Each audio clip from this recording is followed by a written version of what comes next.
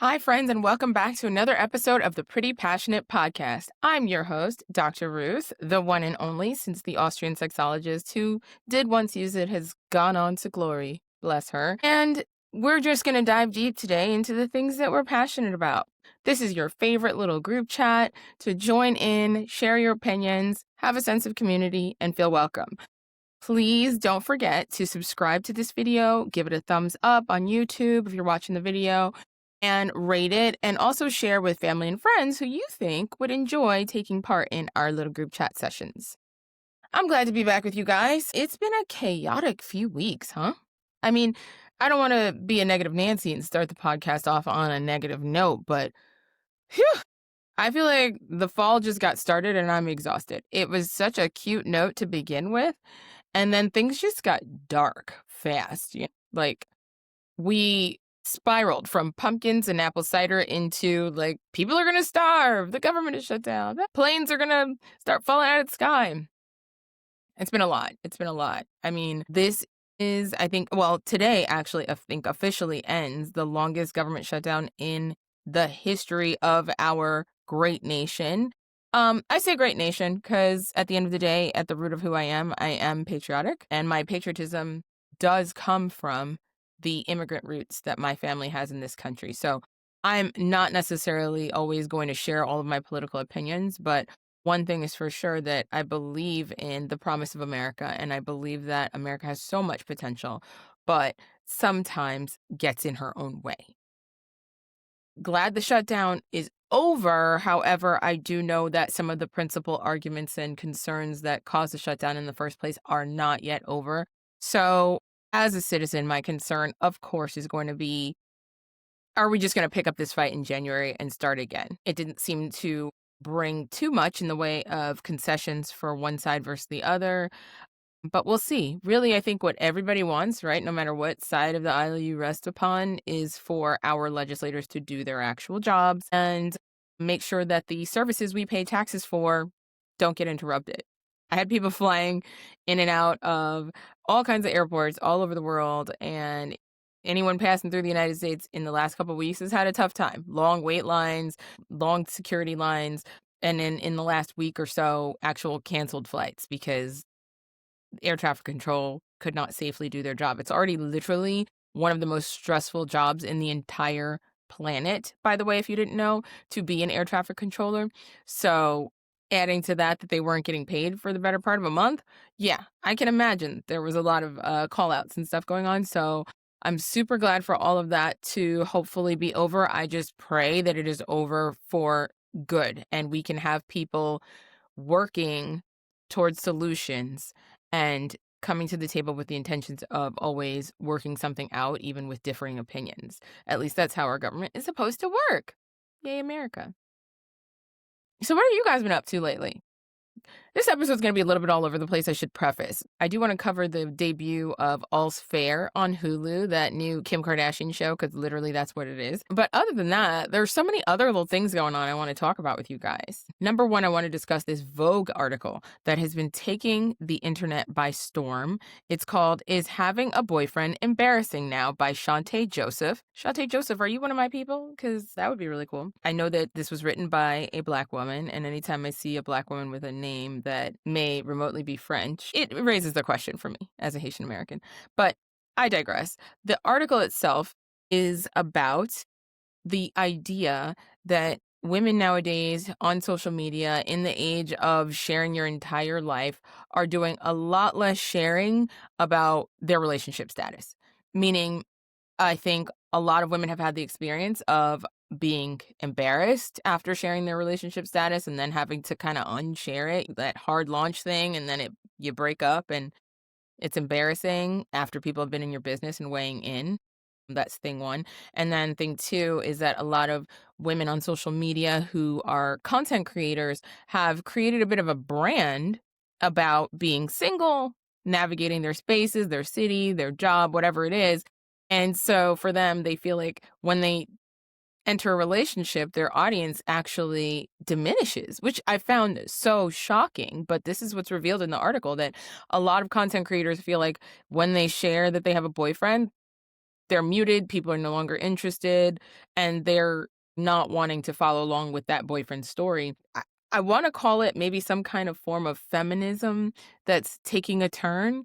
I believe, for me, at least my version of feminism involves women doing exactly whatever the heck they want. So if that is being coupled and having a boyfriend, or being single, childless by choice, being a mother of 7 children, whatever it is, my brand of feminism involves women doing whatever they want. Obviously, I'm a biased married woman with 2 kids, so I would never mute someone for entering a relationship. But I guess if your fandom or your admiration for a person really revolves around them being single, adventuring through, let's say, New York City as a single girl in, marketing, then maybe I guess that person having a boyfriend is no longer interesting.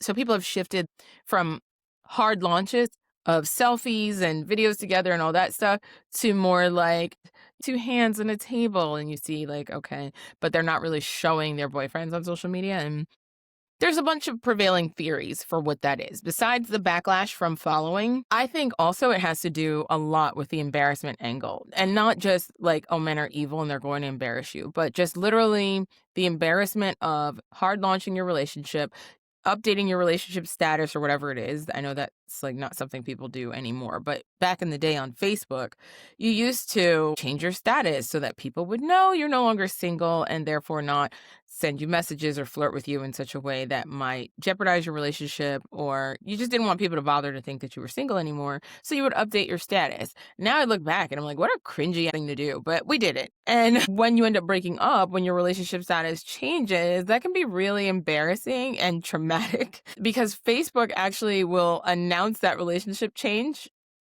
to your followers, and you'll get flooded with people asking you what happened. Oh my gosh, what happened? Is everything okay? Most of them, I'm sure, mean well, but it's adding insult to injury, salt on top of a wound, if you will. Ask me how I know. I remember having this exact situation happen to me on Facebook. I was engaged. I had to call it off. And then I realized, like, crap, I've got to change my relationship status on Facebook. I'm not one to go back and scrub my social media of all remnants of a person that I was with, just because, memories are memories. Just because we're no longer together doesn't necessarily change the memories of what my life was at that period of time. I'm not bothering to do that work, but I did at one point change my relationship status from engaged to single. And yeah, it caused a firestorm of commentary and direct messages and people reaching out. Some people trying to slide in my DMs before that was even a thing. And I remember just being like, oh my gosh, I wish I had never, ever, ever even put my status on Facebook. And that way I wouldn't have to change it. After that very embarrassing experience, what I did was I went into the settings and just took relationship status off for the future so that it would like never be a thing. Because I was like, I'm never going through this again. And it's like not the end of the world, right? It ended up happy ending. Woo. But I think what at least my personal experience was that like I learned not to share it at all because it's just not something you want to share. Even when people are married, right? They have their husband all over their timeline. And then if it falls apart, it's so horrific. So I took the meaning of the article not as a man-hating warning to women, but more so as a bit of advice that when it comes to your social media, maybe the best thing to do is to truly 110% center yourself as a woman, right? I mean, how many men really make their social media all about them and their girlfriend? I don't know that that's as common. And I think that's what a lot of women are kind of waking up to. Is that like I can have this relationship and be totally happy, love him to bits, but not need him to be a central aspect of my social media presence. And I think that's kind of the safer bet. Even when you're married, a lot of your viewing audience is not necessarily married, not necessarily sharing that experience with you. And unless your husband is part of your brand where you guys do like cute TikToks together or whatever, and it's all about like the Johnson family, so you guys always have to be in there together, which God bless you. I don't know that I could do that. But I just think centering yourself in your own social media is just a great thing. Why not?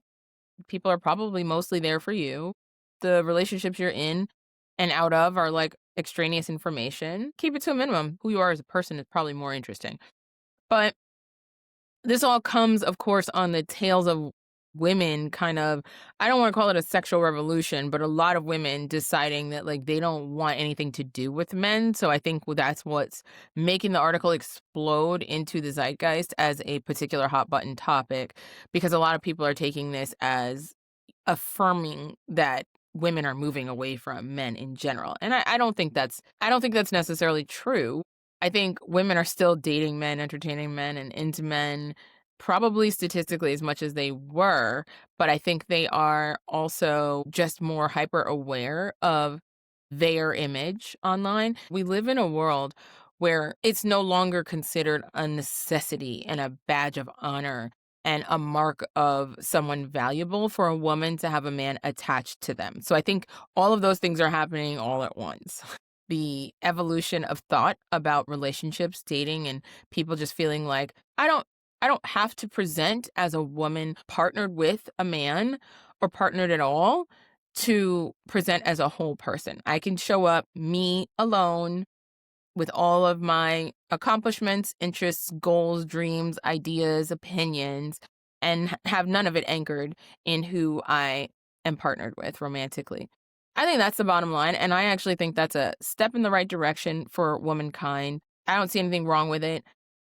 And in this day and age, yes, because people can be so cruel and opinionated, I think it's smart. The better part of prudence is at least not until you're ready to get married. Like Issa Rae, for example, perfect example of someone who I don't think she's anti-man. I don't think her being anti-men was like the reason she did this, but like we didn't know who this guy was. We didn't know he existed until more or less they were about to get married. And she just showed up married in my timeline. I don't know. I didn't see any other cute little cappuccino pictures. She just showed up married because it really wasn't our business. And none of us were following her to find out who she was dating. Sure, she was doing a hilarious show on HBO about some of the ups and downs of single life in Los Angeles for a young Black woman and career stuff and whatever. And it was such a great show, by the way. Gosh. I hope there's a 2.0 somewhere inside of her that she just like is going to do something, a similar project or something, because it was just such a great show. But I feel like that persona is separate of who she is as a person, and she didn't have to share her personal dating life with us. But she showed up, she's married, and guess what? We haven't seen much of him since. And I love it that way because now people are not able to come in and make rude comments and make unkind comments and conjecture about their relationship and, oh, well, he's paying for this or blah, blah, blah, and all that weird culture war stuff that intrudes people's relationships. So good on her and good on women who are centering themselves. I had a recent commentary about one of the cast members on Real Housewives of Potomac, Angel Massey, who I loved when she debuted on the show. I thought, oh my gosh, here's an opportunity for real wealth for a woman to just, show up and not be someone committing fraud, someone who has what she says she has. She was on the verge of shopping for a new house. I couldn't wait to do all that architectural digest type stuff that I tune into Housewives for in large part just to like see the decor, the fashion, the makeup, the hair, all of that. And I really thought we were going to go there with her. And thus far into the season, my main critique of her is that her narrative has been about being married to a 10-year veteran of the NFL. I honestly couldn't tell you off the top of my head what team he plays for. I could look it up and try and save face, but I'm just going to be honest with you. I'm not here for him. I'm here for Angel. And so hearing so much about him all the time, oh, Bobby gave me money to go shopping, Bobby, Bobby, Bobby, Bobby, Bobby. And she also uses the term wags. If you're not familiar, that's wives and girlfriends. Wags are wives and girlfriends of sports figures is the typical way that terminology is used. She uses that term so much, and I got frustrated with her because she didn't center herself enough in her own narrative on the biggest platform that she's probably had to date. It's thus far been about her husband. So I think maybe some of what I was feeling watching her do that, it shows up in this Vogue article as a similar sentiment about where women are headed in terms of how they present themselves in public. So that's on my TikTok feed if you're interested. But in conclusion, I think it's a positive thing. If you want to put your boyfriend on social media, I don't think anyone should condemn you for that either. But if you want to absolutely carry on posting about your personal journey and not necessarily include your boyfriend, I think that's also fair and totally normal to do. And I don't think it means you hate men. I think it means you definitely love yourself, though. Okay, moving on. Here's something funny also, speaking of things that were taking over the internet.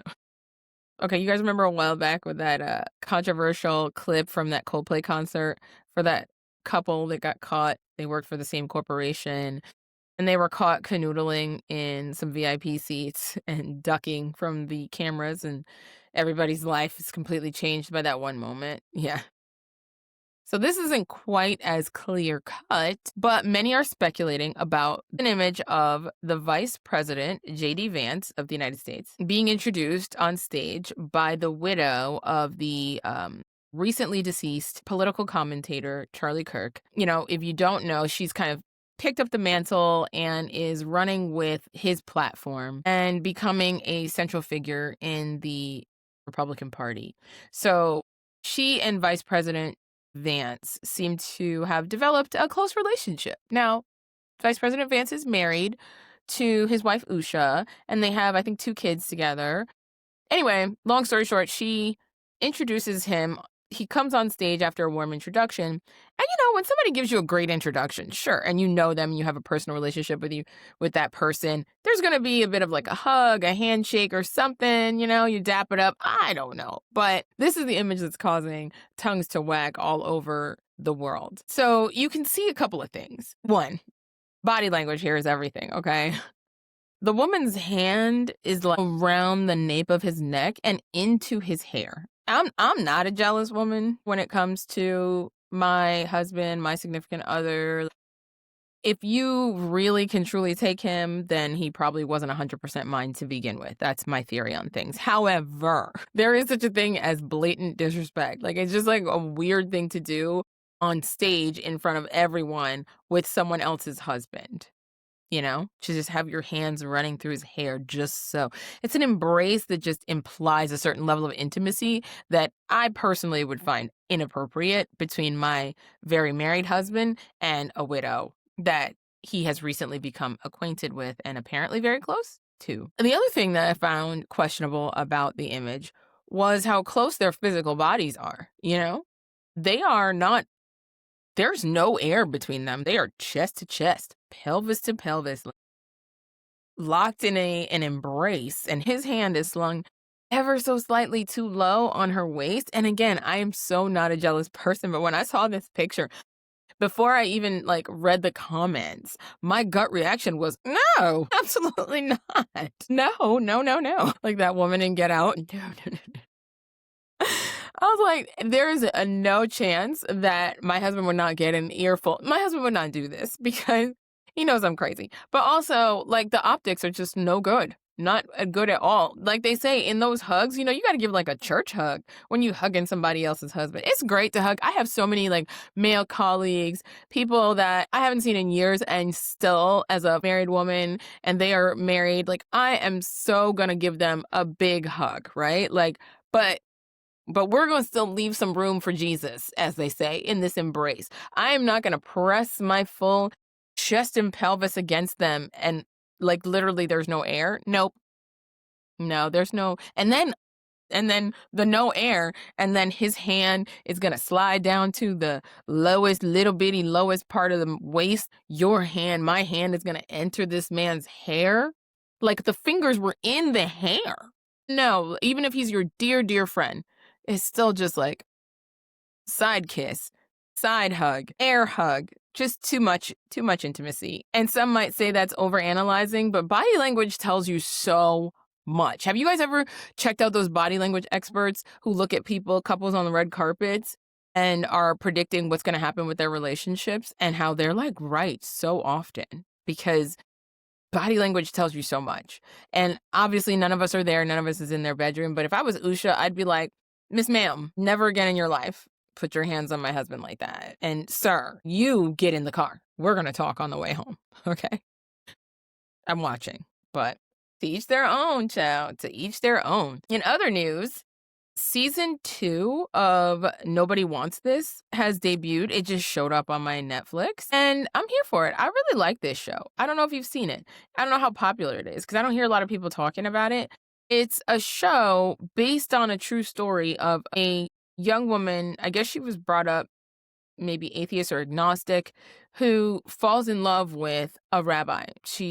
If you're not familiar, a rabbi is a Jewish spiritual leader, religious leader. So she falls in love with a rabbi, and it's kind of an adventure into how they met, fell in love, and navigated the differences in their lives, navigated all the things that they had to in order to come together. I think she eventually converts to Judaism, which is kind of a requirement if you think about it. Are you really going to be able to marry like someone who's a religious spiritual leader and not eventually convert?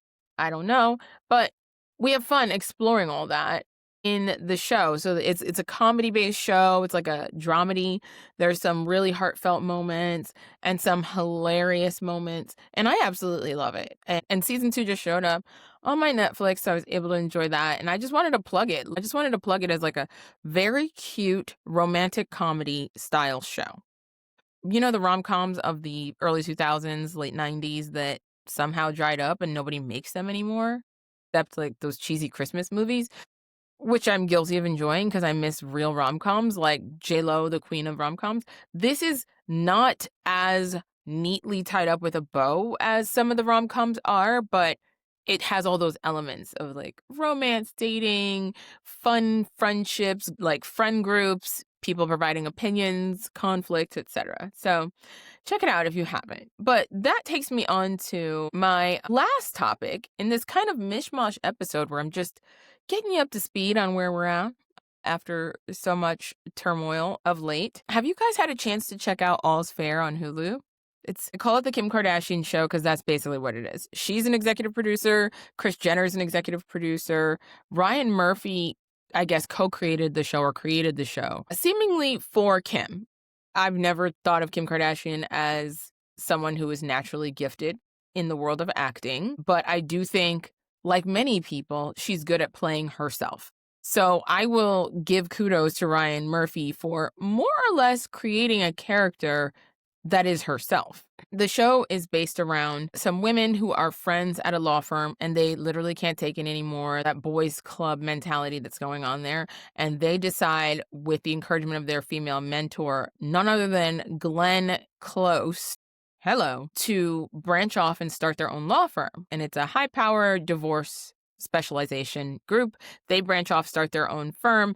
They also take with them an investigator that works at the firm. That's Niecy Nash. So the two attorneys are Kim Kardashian, Naomi Watts, and Niecy Nash. And they also end up taking an administrative assistant played by Tiana Taylor. I'm going to give you a warning that there's some spoilers in my overall critique of the show. I'm not going to do a deep dive and I'm not going to do a complete recap, but I'm inevitably going to spoil some things by giving you my opinion on the show. So if you're not interested in that, I'm going to give you a chance to kind of head out. Okay, still here. So I guess you want the spoilers. So yeah. Very cute episode. I mean, I'll start with the positives, that it is a visually very appealing show. I'm the kind of person who tunes into Bravo's Housewives because I like the way the show looks. It's pretty. I like to look at pretty things. I'm guilty as charged. And this show does tick a lot of those boxes. You know, pretty, luxury, fashion for days. I mean, they are dressing these women. A little like Sex and the City vibe in terms of that. It's a core friend group, successful in their careers, dressing to the nines every single day of their lives, lots of wealth, that kind of thing. Kim Kardashian, as I said, is basically playing herself. You know, she is working to become an attorney, even though she did recently not pass the bar. She plays a divorce attorney who is married to an NFL star. I think he's a quarterback or something. And the lifestyle that you see for all three of these women is beyond opulent. At first blush, you might be like, eye roll, this is so soapy and ridiculous. Like, what? But we're talking about divorce attorneys in California. And if you didn't know, California is a 50-50 state. So marital property is 50-50. So in that setup, divorce attorneys could stand to reap substantial cuts from divorce settlements if they manage to gain a name for themselves, gain name recognition, which they seem to have done at their previous firm, and also have an in into that high-end crowd, which they also seem to be able to do. You know, Kim Kardashian's character, Allura, is married to a football player, so it tracks somewhat, but I will say the level of opulence can be a little bit off-putting when you see the private plane and all that stuff too. But that said, the kind of people they're helping get divorced are billionaires. So if you have people splitting billion-dollar fortunes and billion-dollar companies left and right, I guess, then yes, your divorce firm would be able to afford private jets, etc. So those are kind of like the great things. And besides that, I will say in general, as far as me and the fish they're trying to catch, it's a great plot idea. It's exactly the kind of show that I would love to fall in love with and enjoy, kind of like Girlfriends or Sex in the City or things like that. It's in that same vein. The list of actors is phenomenal. And that's probably the high positives. And okay, so now we'll get into the negatives. The script is terrible.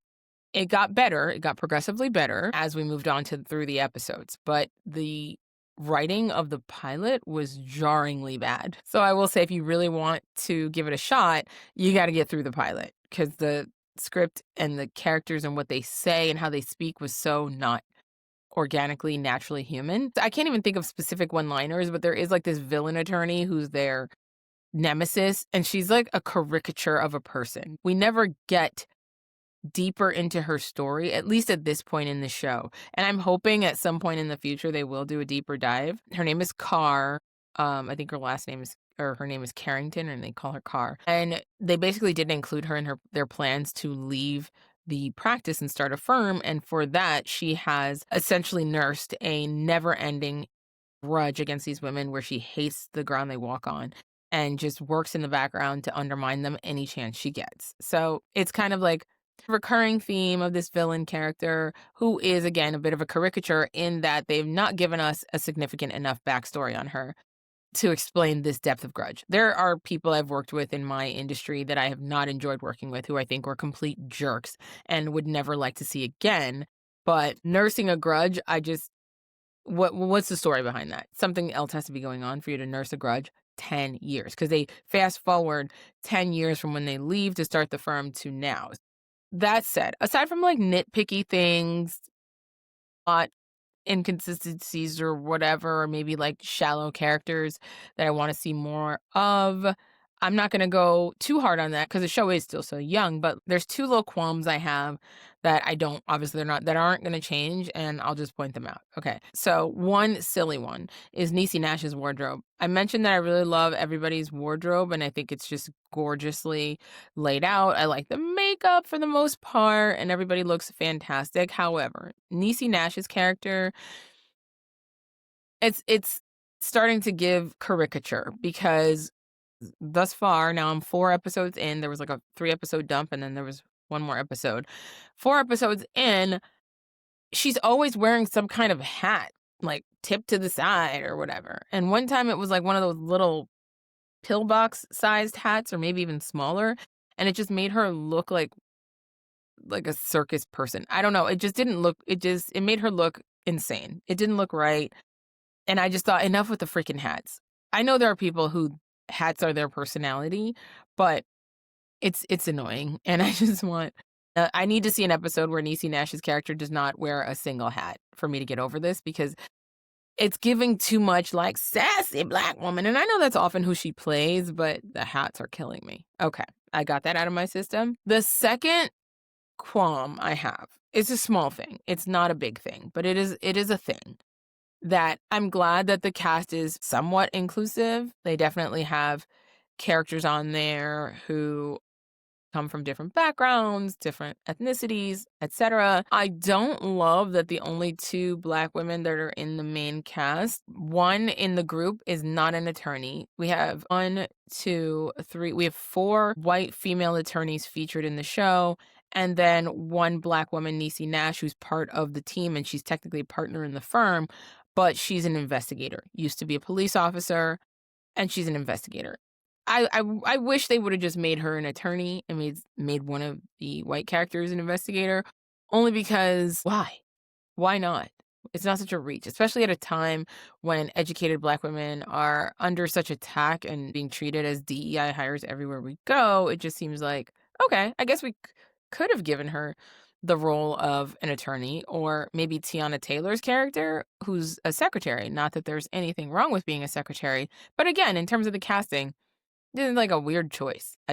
In my opinion, that the only two Black women are not attorneys. Not attorneys are working with at other firms. Like, no, all the attorneys are white women or white men. And then we get to the most troubling part for me with Tiana Taylor's character is that she's an executive assistant, not an attorney, supposedly in law school, and she happens to essentially steal Kim Kardashian's husband. Not keep him, but she stole him. They are having this affair that is unveiled. I told you not to watch any further if you were worried about spoilers. It just bothers me a little bit that of the two Black female characters that are cast, the one is an investigator, not an attorney, but okay, she's a partner in the firm, so I guess I can't complain. But then the other one happens to be a bit of an underling and also like a gross mistress who steals your husband and is pregnant by him. Don't love it. Don't love it at all. So it's a small thing. It won't stop me from watching the show, but I feel like in the year of our Lord 2025, we're treading into territory that Sex and the City trod 20 some years ago and was criticized for.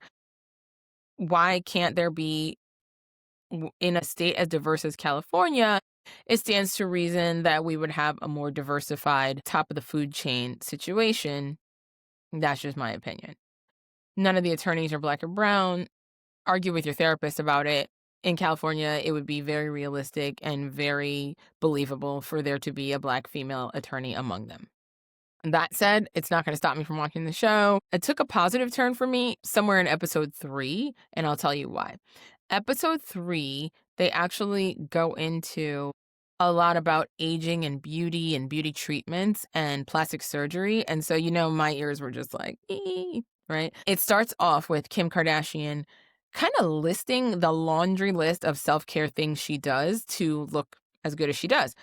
Now, obviously, we don't know if there is an exact correlation between what she listed in the show and what she does in real life. But in my professional opinion, there is a close relationship with the amount of maintenance that it takes to look that flawless all the time.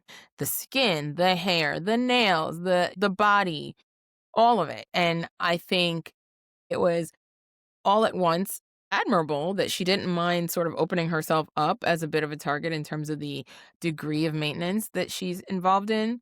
I also thought it was funny that she made it a point to say that she gets M-Sculpt treatments on her butt. M-Sculpt, if you're not familiar, it is a form of muscle stimulation that exceeds what you could possibly do with like squats and exercise in terms of the number of muscle contractions. And the idea is that while you're laying on a table, this machine is stimulating your muscle and building muscle without you having to do anything. And she specifically talks about getting M-Sculpt on her butt. And I was like, girl, you're just going to continue to die on this hill and claim that you did not have augmentation of your butt. Remember back in the day on Keeping Up with the Kardashians, she went and got an x-ray of her butt to prove that she did not have butt implants. And I was like, okay, no one was accusing you of having implants, sis. There's other things that can make your butt bigger that aren't implants. But I digress. So she did make a point of saying that, and then the other ladies join in and talk about their self-maintenance routines and stuff and how they're just kind of pushing back on aging and also indulging in self-care as a form of self-love. And I just really love that because that's part of my personal brand. 1, I'm into self-care as a form of self-love. And 2, I believe in maintenance of beauty. I don't believe in anti-aging, but I do believe there is such a thing as a healthy investment in one's appearance that can lead to increased self-esteem and a feeling of self-worth, being proud to be seen. How many times are you with girlfriends or friends and they go to take a picture and someone is always going, oh, no, not me. Oh, I look terrible. I'm very anti that attitude and carrying oneself in life. If you really feel that you look terrible, then maybe do something about it. If you don't want to do something about it, that's fine. But then also don't constantly complain about it or dodge out of pictures or let your life be impacted. I know plenty of people who don't give a crap about beauty and are not impacted by it. But if you are, then do something about it. It's kind of my general philosophy. So this conversation that they were having at this table was just so refreshing for me. Obviously, this kind of maintenance is largely only available to people who can afford it. But there are certain things that you can glean from what they said that most people can afford. For example, the skincare. I've done posts on how you can do an entire skincare regimen from any big box store like Walmart or Target and have great clear skin, addressing acne, dark spots, uneven texture, etc., all with, you know, drugstore level products. If you guys want to hear more about that, please let me know. I'd be happy to share my opinion on what products I've used, what I'm currently using that I think is just great. The other thing is that there are levels to this. There is medical grade skincare that you can get at your dermatologist, your plastic surgeon, or your esthetician's office that is going to take your skincare to the next level. But a lot of it can be done with drugstore products, especially in your 20s and 30s and even 40s. But that said, a lot of these beautiful women you guys are admiring that everybody wants to say, oh, well, what facelift procedure did they have? We're skipping over a whole plethora of minimally invasive things that can be done at all ages to build collagen, tighten up your skin, and improve your appearance. Anything from, so it's not all in the knife. And I'm saying that as someone who stands to benefit from everyone assuming that everything is fixed with a facelift, right? But it's not all in the knife. Some of it is in just good aesthetic skincare and maintenance, microneedling, dermabrasion, laser resurfacing, wonders for certain Fitzpatrick types, just doing a CO2 laser resurface. Hydrofacials, maintaining clean, clear skin is essential to graceful aging. All of that is just stuff applied from the outside. Then we've got stuff applied from the inside, all the supplements that you can take, NADs that you can take. I don't believe in IV NADs, but NAD supplements. All this stuff works in concert, and it's not out of your reach. So again, not to go on too much about this topic, I am very passionate about beauty, but if you guys want to hear more about that, let me know, please. But that said, by that third episode, I felt a sense of Kim is really playing herself in this show, and I have to make my peace with that. She's not going to be Glenn Close. She's not going to be Naomi Watts, and that's okay. Okay, that's not what this show is going for. I think it's going for more of a bubblegum soap opera, easily ingestible, but also like, yay, girl power and glam, beautiful type of situation. And I'm okay with that. I can make it work. So if you're into that kind of thing, or if you're on the fence about checking out the show, I'd say please get past the pilot. The pilot does a lot of exposition, but the script is terrible. The script softens by episode 4 and becomes a little bit better, and the plot actually thickens a little bit, so you might enjoy it. And if you do check it out, please come back and let me know what you thought and if you'd like to do recaps for the remainder of the season. That brings us to the end of our catch-up episode. Some things we have coming up. Stranger Things is coming back to Netflix. If you're someone who has heard so much about Stranger Things but has managed to not actually watch it, or you've watched it and it was like 4 or 5 years ago and you can't remember, there are some great, like, sort of refreshing podcasts going on right now. One of my favorites that's doing this is The House of R with Joanna Robinson and Mallory Rubin. It's one of my favorite podcasts. I just think these ladies are so great together. Like, what an amazing podcasting duo. But I just enjoy their deep dives on things like Stranger Things, and they did a really great recap of season 4, so that if you kind of are hazy because it's been like, what, 4 or 5 years since season 4 ended, and this is the last season, if you really want to like refresh your knowledge and get up to speed, I don't have time to do a complete recap of season 4, so I would recommend you go and check out their recap episode. But I will be recapping as they do the dumps, and I'll probably be inviting my husband to do some of those episodes with me because we are both super fans. It's such a fun, nostalgic show, and it's been so awesome to watch those kids basically grow up in front of our eyes. So be on the lookout for that. Also, Wicked Part 2, Wicked for Good, is coming out. I I'm definitely gonna do a rewatch of the first one, and I'm gonna let my daughter watch it because she's a little older now, and I think she'll understand it more. And I was a little worried that she might be scared by some of the elements, but she's about to be 7. I think she's good. So we're gonna watch that together, and then we're gonna go see the movie in theaters. I'm all in on Wicked, like all in. I read the books.